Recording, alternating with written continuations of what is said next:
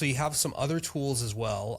I think one of them is PyIBIS or PyAMI, looking at IBIS models. PyIBIS-AMI was written to allow IBIS-AMI model developers to use Python to test and debug and poke at their IBIS-AMI models.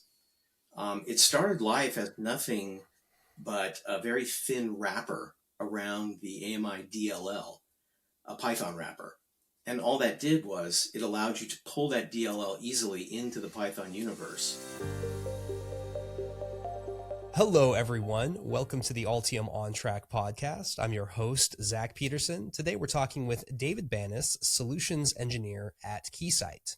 For those of you who follow SI lists, you've probably seen David's name come up in association with certain open source packages for signal integrity analysis. So I have been meaning to get David on the podcast for quite a long time. Very happy to have him on today. David, thank you so much for joining us. You bet. Great to be here, Zach, and thanks for asking me to join. So you are a new guest on the show, of course, but some folks may already be a bit familiar with your work with open source signal integrity packages. Before we talk about all of that, if you could tell us a little bit about your background and how you got into electronics. I was about 12 years old and flush with some paper route money from the week. And I wandered into the Radio Shack store in our town. And I saw these kits. They were called 25 in 1, 50 in 1. And they were these breadboards, you know. And they came with a manual that let you build like 10, 15, 25 different circuits. And one week when I had saved up enough from my paper route, I bought one of those and I brought it home. And for like the next month, I couldn't put the thing down. And I just wanted to build the next circuit in the manual. And so that's when I realized that that's where I knew where my career was going when I was 12 years old. That's interesting. And I've mentioned on the show a couple times, for me, it was when I was in third grade, and the teacher's husband taught me and another student Quick Basic. And that was what got me obsessed with computers. And then started taking apart the old computer in the garage with my dad or my mom had put out there, and that was it. It was all over. When the first TRS-80s hit the shelves at Radio Shack, I would offer to make McDonald's runs so that the manager wouldn't kick me off the machine and I could keep hacking. Fast forward to today, if you could, tell us what you do as a solutions engineer at Keysight. Sure. So my role is a pre-sales one. I help the account managers, the sales guys, make sure that new customer evaluations of our tools go smoothly and are successful, so that hopefully they place the order. Well, that's pretty simple description. I guess what I'm wondering is, what are some of the things that potential customers are coming in and asking of from Keysight? Because Keysight's software is probably not as well known as some of their hardware in terms of test and measurement, oscilloscopes, that kind of stuff. Right. Yeah. So our software actually spans a pretty wide gamut, all the way from RF microwave through high-speed digital applications, which is what I specialize in, and now even covering photonics design as well as quantum computing most recently. So I specialize in high-speed digital. So I help people do very high-speed memory interfaces, very high-speed serial communication links like Ethernet, USB, and PCI Express.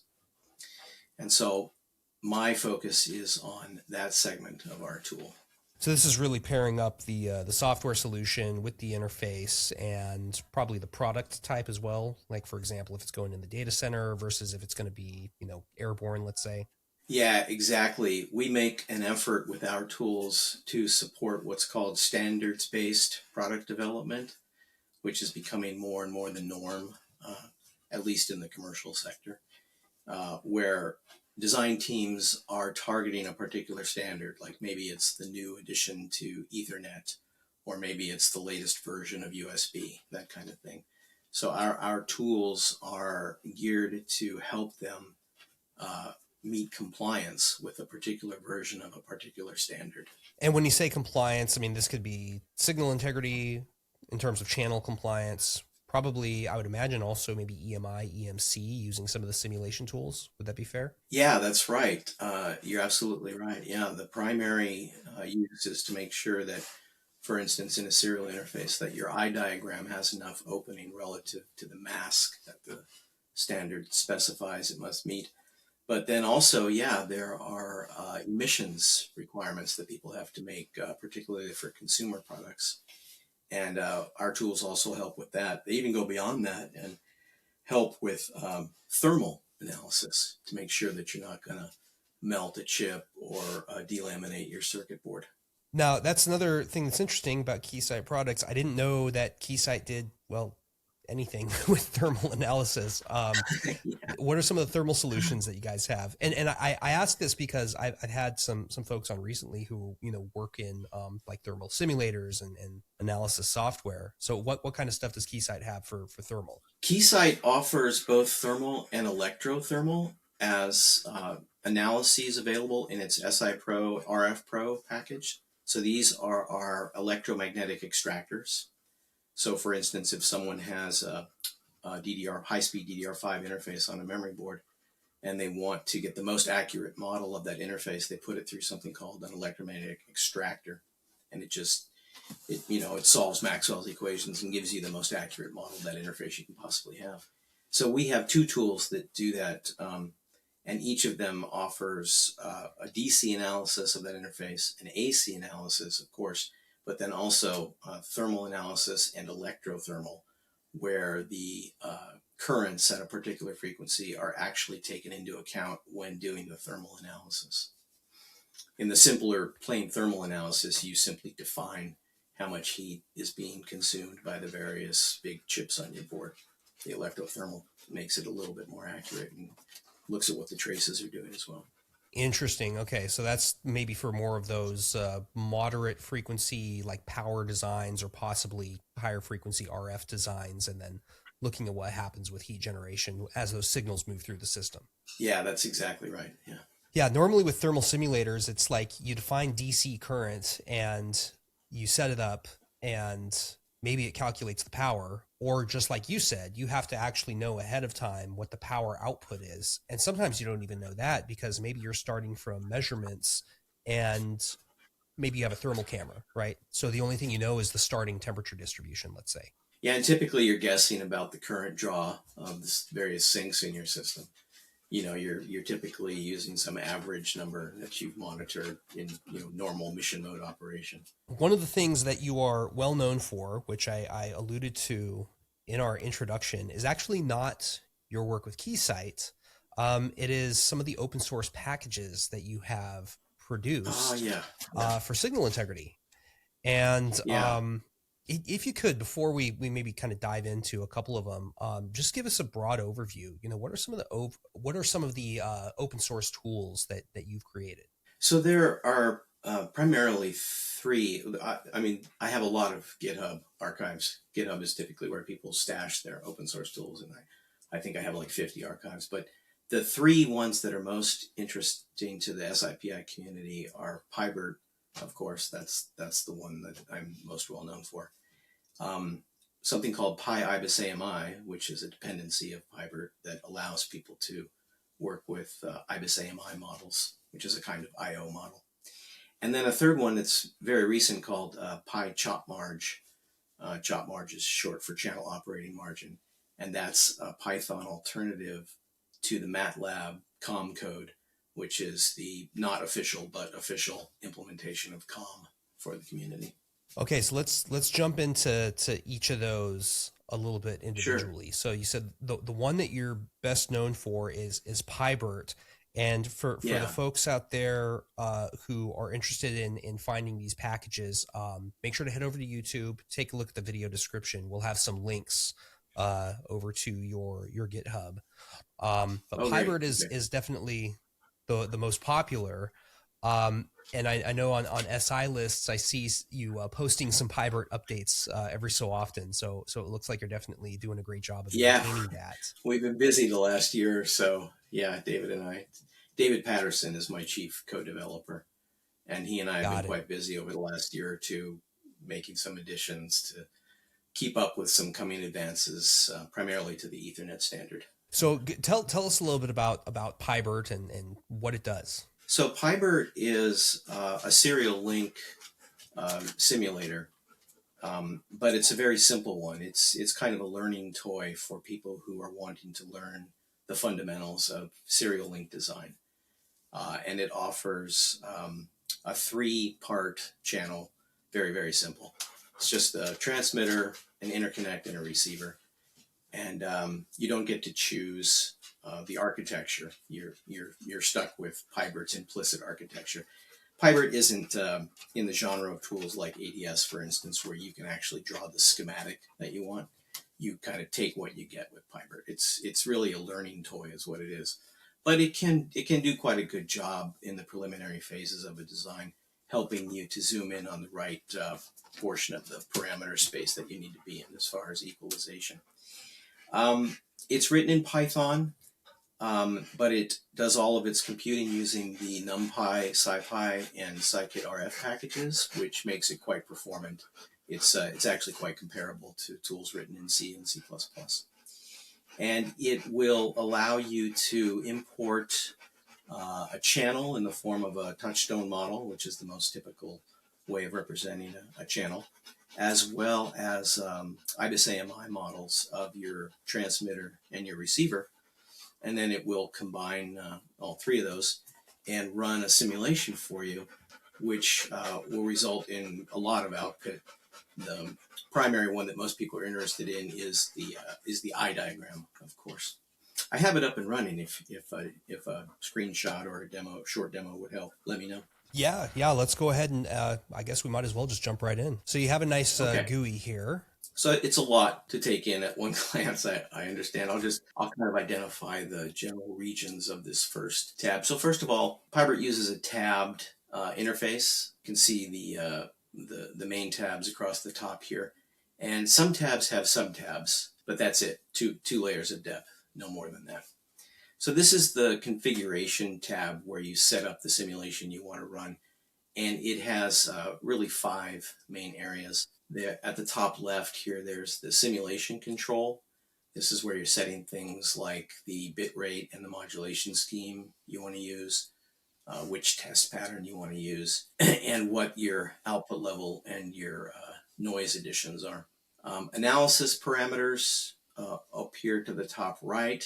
These allow you to take a little more technical control over the internal calculations of PyBERT. They're more of an advanced feature, so I won't say much about them. And then down below, the 3 components of the channel that I mentioned earlier. You have the transmitter on the left, abbreviated TX. You have the interconnect, that'd be like your Ethernet cable. And then you have your receiver, abbreviated RX. And each of these 3 offers you 2 choices with regards to how it's modeled. You can use an internal native model that comes with PyBERT for each of these, but you also have a second option for each. For the transmitter and the receiver, that option is an IBIS-AMI model.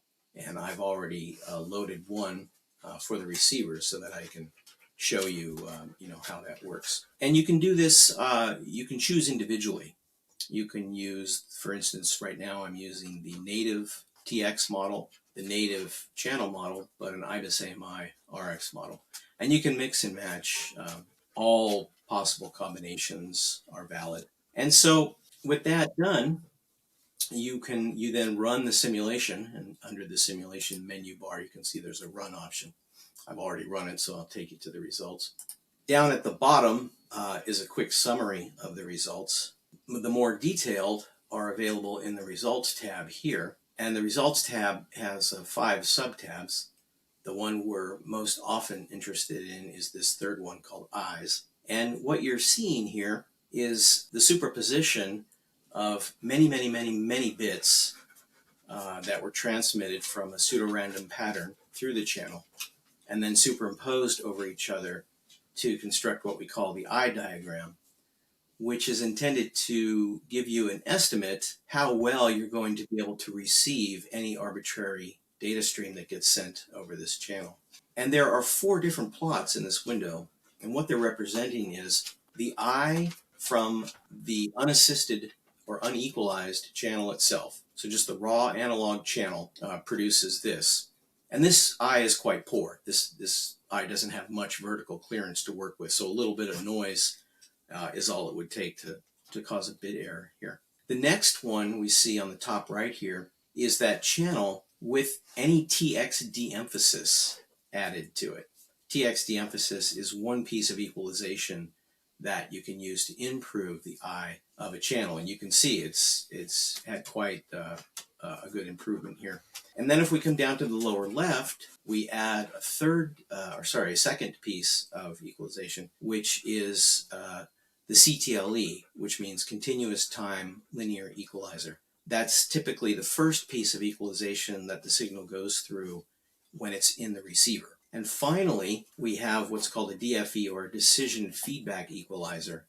That's usually the last piece of equalization in the receiver that the signal goes through. And the idea is that each piece widens the eye a little bit, and you can see that's what we find happening here. So the eye is the primary way of looking at the quality of your link, but there are also others. Probably the most next typical one that people like to use are called bathtub curves. So I'll click on this bathtubs tab here, and you can see what those look like. And what these are telling you is the estimate of the bit error ratio at a certain deviation from the center of the eye. So if you think about your clock that is controlling the timing with which you sample in the eye, having some uncertainty in its position, right? It can wander left and right. We call that jitter. And if it jitters too far, you can see we start to climb up the error rate curve, and our error rate is no longer, somewhere below 10 to the minus 12, but starts to climb up to -9, -6, etc. And the further away from the center we go, the higher it gets, until finally we're almost guaranteed to be taking bit errors. Now these are quite wide eyes, and these correlate to a very stable link. But sometimes these can get quite narrow with particularly challenging channels. Yeah, so in these bathtub curves, this basically accounts for what, just the skew between the traces in the differential pair, or does it account for random jitter as well as skew due to, let's say, routing through the board? In this particular, in PyBERT, we're dealing with a serial channel as opposed to a parallel channel. So there is no skew Sure. Consider, because there's only one bit, if you will. But the noise and the jitter of the active electronic components causes a fair amount of uncertainty in the crossing points of the various bits in the pattern, as you can see here. And so that jitter has a distribution. Let me show that to you. So this is what the jitter distribution of this particular run looks like. And again, these are the same for plots in terms of what they represent. This is the channel alone. This is the channel plus the TX equalization. This is the channel plus the TX plus the CTLE.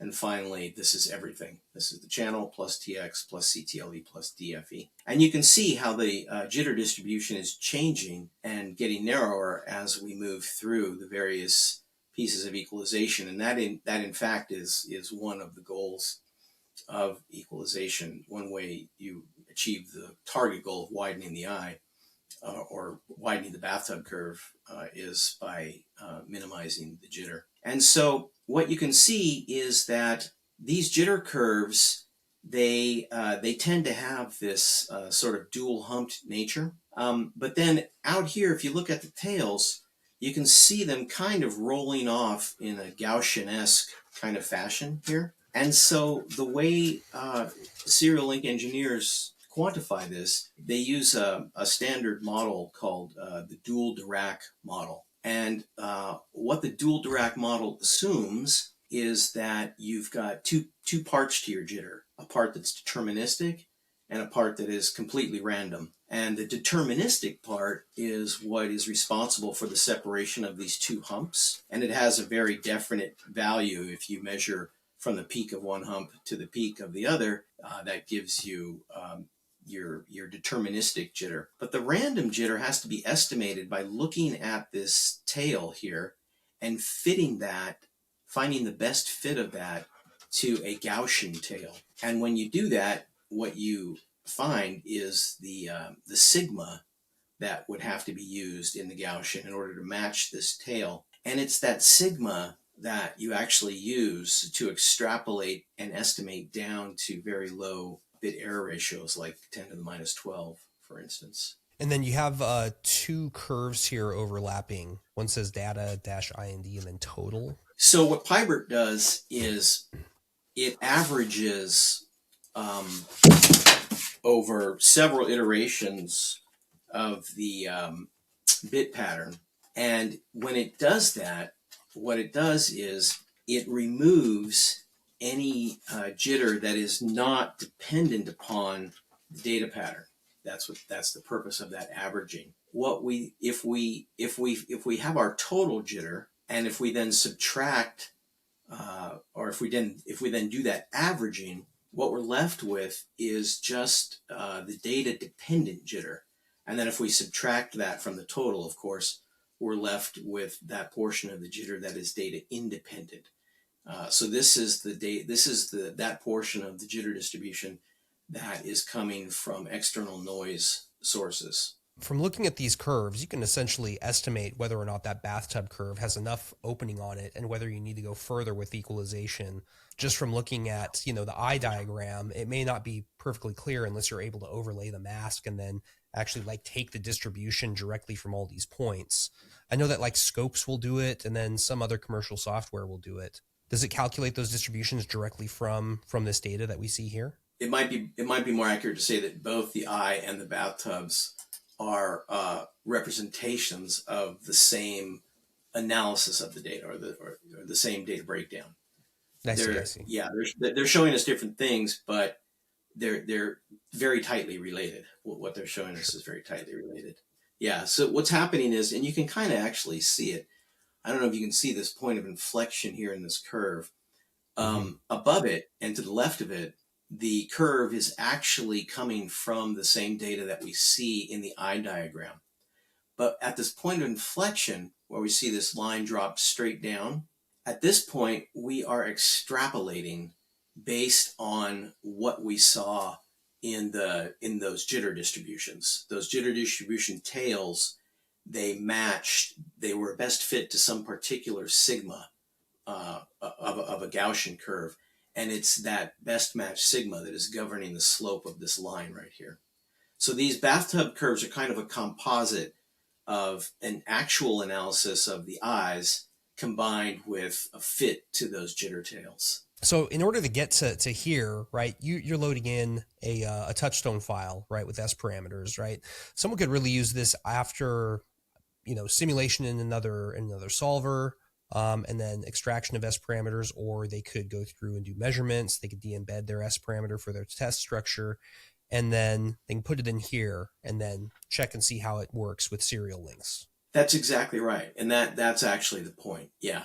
Is to allow someone to open a file that they got maybe from a measurement house, maybe from an extraction tool that contains a very accurate frequency domain specification of this channel that they have designed. They load that file in, and then PyBERT uses that file instead of its native model here in order to provide the interconnect model.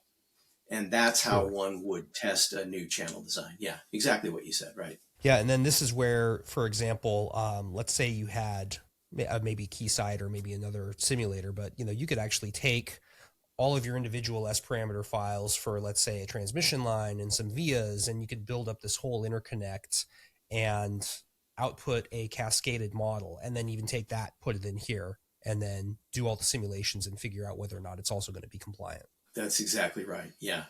Yeah, and you would have to do that concatenation outside of PyBERT. PyBERT's too simple to allow you to do that within. That would have to be done in a more powerful tool like ADS or one of its competitors. Yeah. Would you ever consider adding S parameter cascading in here for forming the interconnect? No, I don't think so.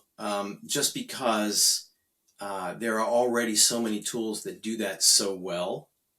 And we have other sort of development avenues with PyBERT that are more a systems level kind of thing that people are interested in and wanting to see us undertake. Yeah, we want to try not to reinvent the wheel with PyBERT because it's it's an evenings and weekends labor of love that the crew does, and so we try to make real judicious use of our time, and make sure that when we spend time improving the code base for PyBERT, we're really doing something that a big portion of the community really wants to have available. And I haven't heard much demand for S parameter concatenation to be introduced into PyBERT. It's just it's too easy to do either with a tool like ADS or just on your own using the scikit-rf library that's available for Python, for instance. You can do it in MATLAB as well. So there's lots of different ways that you can get reliable S parameter concatenation. So you have some other tools as well. I think one of them is PyIBIS or PyAMI. You can get IBIS models. Yeah, that's right. PyIBIS-AMI was written to allow IBIS-AMI model developers to use Python to test and debug and poke at their IBIS-AMI models. It started life as nothing but a very thin wrapper around the AMI DLL, a Python wrapper. And all that did was it allowed you to pull that DLL easily into the Python universe. And the reason that was powerful, it doesn't sound on the surface like it's a very big deal, but the reason it was powerful is because there's so many libraries available in Python that provide exactly the kind of numerical routines people want to use to test IBIS-AMI models. And before, they were having to write those in C or something. It was very time consuming.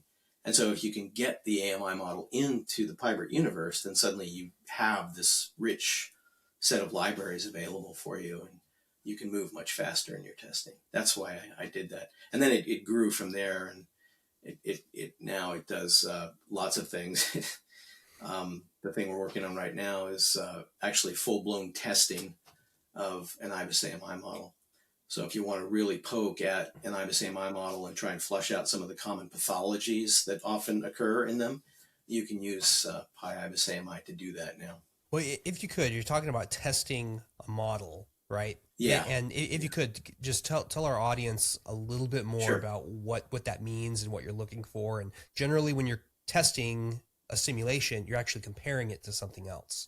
So if you could elaborate just a little bit. So this is a model testing report that you get from PyIBIS-AMI that I was speaking of. And so what we're doing here is a couple of things. This is the actual IBIS file for this one. It's a very simple example. This is the results of what we call the golden parser. This is an IBIS parser that is maintained by the IBIS committee and made available freely to the community for doing a very preliminary testing of IBIS models, IBIS or IBIS-AMI. And then what we're doing is we're doing a basic sanity check to make sure we can import it, make sure all the files are in place, make sure the OS doesn't complain that this DLL is a mismatch for its low-level binary, things like that. Just sanity checking things. And then we actually dive into 3 real tests of the model that kind of flush out very typical pathologies. The first one is comparing for those that are unfamiliar with IBIS-AMI, there are really 2 primary functions that it offers. One is called init and one is called getWave. The init is completely linear. It's kind of equivalent to statistical modeling in serial link simulation tools. GetWave can be linear or nonlinear, and it's more like the time domain or the bit-by-bit mode of running a serial link simulator. And so here what we're doing is we're comparing the 2 so that the user is alerted to any differences. The reason it looks like there's only one set of curves here is because this model overlaps them perfectly, so you're not seeing the separation between the 2. In this particular model, init and getWave overlap perfectly. And what we're doing here is we're sweeping some parameter of the model. In this case, it's the magnitude of the CTLE peaking, just to see if that causes any separation between init and getWave. Okay, so that's a very clean comparison of an it and get wave. The other thing where these models often can exhibit pathologies is if you start changing the number of samples per bit that you use to provide their input signal. And so here we're testing that. So you can see we're sweeping through 16, 32, and 64x oversampling, and we're just looking for differences. Now in the time domain, when we look at the step and the pulse response over here, we don't see any differences at all. And that's exactly what we want. In the frequency domain, unfortunately, at the high end of the band, there's always some difference that's unavoidable. And the reason is that the aliasing kicks in at different frequencies for the different oversampling rates. Because when you change the oversampling rate and you're keeping the bit rate constant, you're necessarily changing the actual vector sampling rate. And when you do that, you move the Nyquist frequency. And when you move the Nyquist frequency, you move the point at which aliasing begins. And that's why you see these little aliasing tails begin at different frequencies. But this is expected and this is normal. And so this, is, again, is a very clean comparison. We run through the same sweeps. And then the third pathology that these models can often exhibit is that if you start feeding their get wave function inputs of different length, they can exhibit different behavior, and this is undesirable. A get wave function should produce the same output upon reconcatenation, no matter how you slice and dice the input. And so that's what we're testing here.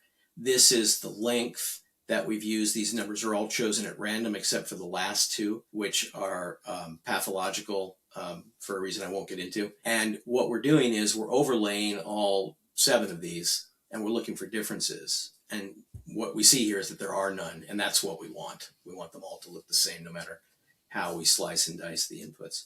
And then the very last thing we check for is we repeat this test for 3 different kinds of channels: a perfect one, a lossy one, and a reflective one. So this is lossy, here's reflective, and it's all the same other than that. And then finally, the final test we run on a model is we check the linearity of its AMI init function. The AMI init function is required to be linear.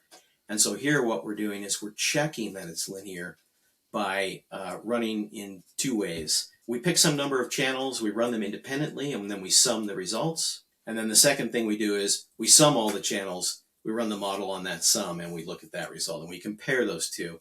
And if the init function is linear, they will be exactly the same, which is what we're seeing here. The reason you don't see a blue trace, again, is because they're perfectly overlapped. So this is an area where we may have to get more into the weeds another time. Too far down the rabbit hole. Yeah, for sure, for sure. There's a lot going on there with testing IBIS models. Start talking to me about my tools and I get very excited. No, I mean, it's great. You know, this is really great information. And once again, anybody who's interested in learning or in getting access to some of these tools, you know, check out the link of the video description. You'll be able to get access to all the tools on David's GitHub. Better yet, jump in and help out with the development effort. There you go. Right. That's the benefit of putting it all on GitHub. The third tool that you had mentioned, I forget the name, but it was not as intuitive. PyChOpMarg. Okay. Okay. So as part of the Ethernet standard for the last few revisions, there's been an annex in it called COM, C-O-M, for Channel Operating Margin. It's a way to more rapidly assess the quality of a serial link. I showed you the old way to do it when I demoed PyBERT, which is to run a simulation and look at the eyes in the bathtubs. But it takes a bit of time to get those simulations run. So the Ethernet standard includes an alternative, which is for more rapid iteration. It's called COM. And COM takes a look at your touchstone file, for instance, like you were referring to, and it runs some calculations and it estimates how much margin it thinks that channel will have for a given bit rate and a given set of equalization capabilities. You said for a given bit rate in terms of data rate, not a bit error rate. That's correct. Yeah. For a certain data rate. Sorry. Yeah. Yeah. And so there's a default implementation of COM that is made available to the public. It's written in MATLAB. And so what my PyChOpMarg package is, it's just a Python alternative to the MATLAB code. And so I've written that, and then I've done some work to correlate it against the MATLAB code so that people can trust it. One question I have, Yeah. because, you're doing this all in Python. How did you get started doing all of this? Oh, you get started in Python? Yeah, I mean, get started doing That's all a of this funny stuff story. in Python, because I mean, it Yeah, takes a lot of effort to build these tools. And not every hardware person is a Python expert, or at yeah, least good enough to build stuff like this. So I'm just interested. yeah. It's interesting. Yeah. So I was a MATLAB user actually for 20 years. I was introduced to it in grad school, which for me was the early 1990s. I'm old. And I used it in grad school, and then I used it for the next 20 years of my career. And then in 2010, 20 years later, I was at Xilinx. And Xilinx, the helm at Xilinx had just changed from Wim Rollins to Moshe Gabrielov. And Moshe was implemented a fairly aggressive cost-cutting program. And one of the places where Xilinx was bleeding cash was in these MATLAB licenses, because a lot of us had them, and most of us that had them tricked out with all kinds of toolboxes. And if you know anything about MATLAB, you know that it can get pretty pricey when you start adding on lots of toolboxes. So they were looking for an alternative. And someone on his team of cost cutters had heard about this Python language and the libraries that it came with, the NumPy and the SciPy. And someone had told him that this actually is a reasonable alternative, feasible alternative to MATLAB. So they chose about 5 or 10% of us MATLAB users, and they took our licenses away. And they said, "Here, we want you to see if you can get your job done with this Python thing we've heard about instead." Well, I flipped out, because I really loved MATLAB. I had been using it for 20 years. I was really good. I mean, I could make the thing dance. And they're taking my license away. What? Yeah, so I got really angry, and I almost got fired, actually, because I said some things to my manager that nobody should really ever say to a boss. But fortunately, I had a really great manager, and he was real level-headed guy, and we liked each other, and he knew that I wasn't mad at him. He knew that I was just mad at my bad luck for drawing a short straw. And so, a couple of days after my blow-up, I apologized, and we made up and got on with business, and everything was okay. And so then I started learning Python. And I was fortunate, because they tried to pair all the beginners up with someone who was at least 6 months down the Python path, And I actually got paired up with a guy named Mark Marlette, who is an amazing individual, and who had already been doing Python for over a year. So he was well-versed, and he's a great teacher, and we got along on a personal level really well. And so I had a mentor in Mark that made the experience much more pleasant and much more productive and effective.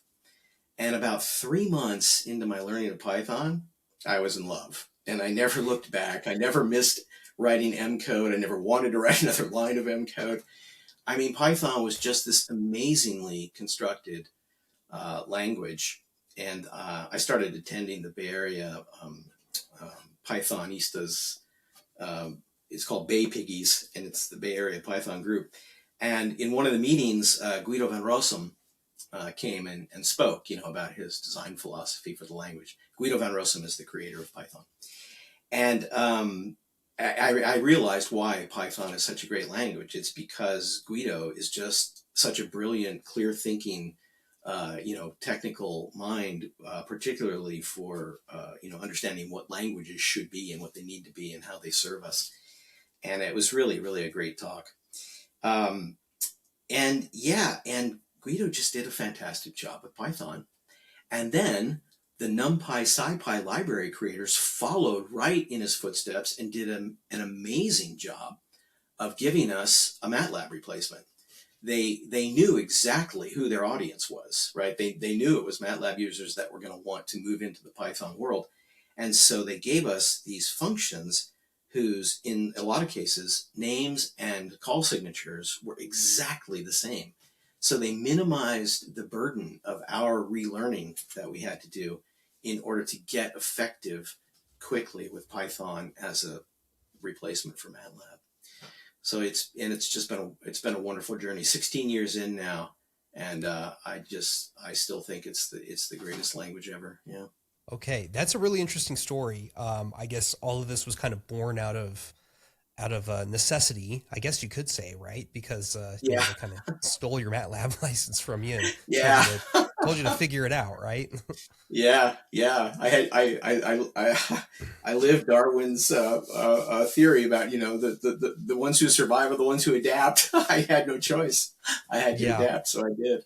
And in the end, it turned out to be a great stroke of luck, which I never saw it at first that way. But that is what it ended up being. Now I have this wonderful head start in this language that's gradually taking over the world. I mean. I think 2 years ago it was Keysight publicly committed to Python as its new tool control language, and lots of other people are committing to Python in other ways that affect the engineering community.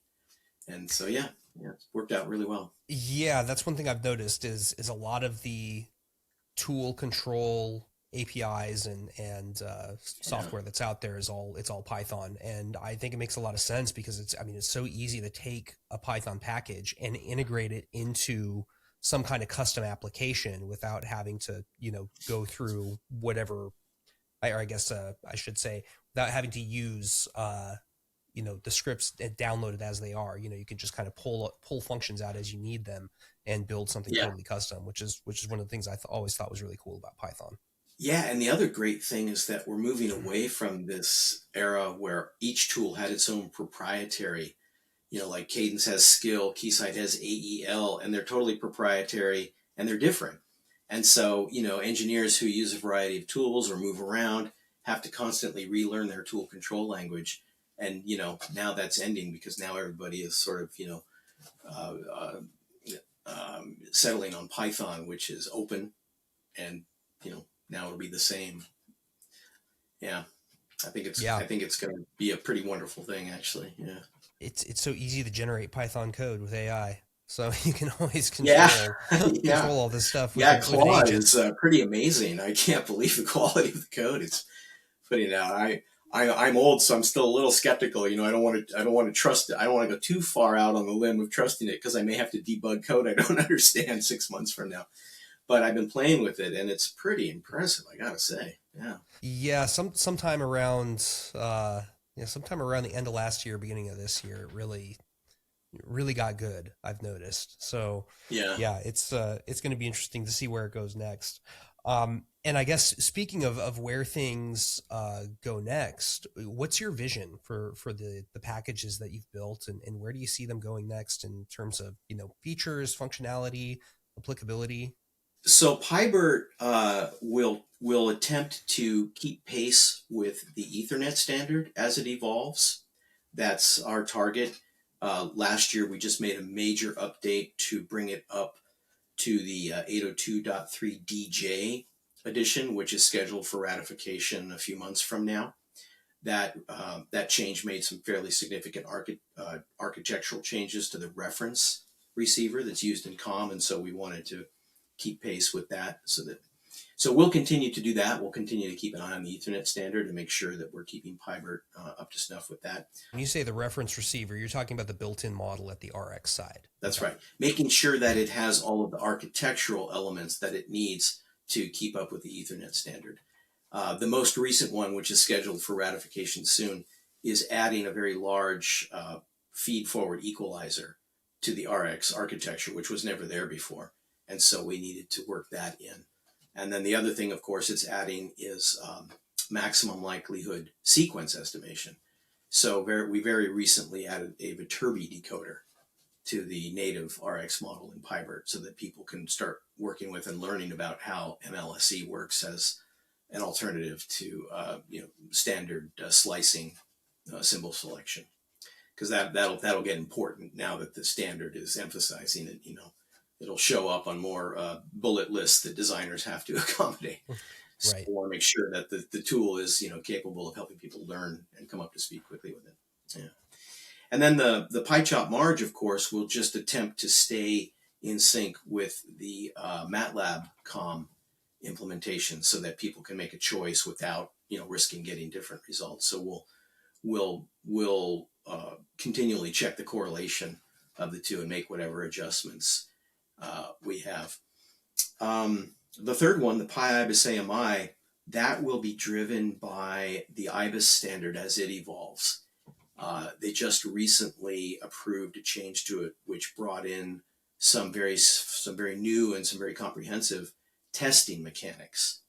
And so pretty soon now we're going to want to do a code revision that accommodates and mimics those test mechanics so that people that are using PyIBIS-AMI can do so in a way that is consistent with the actual IBIS specification.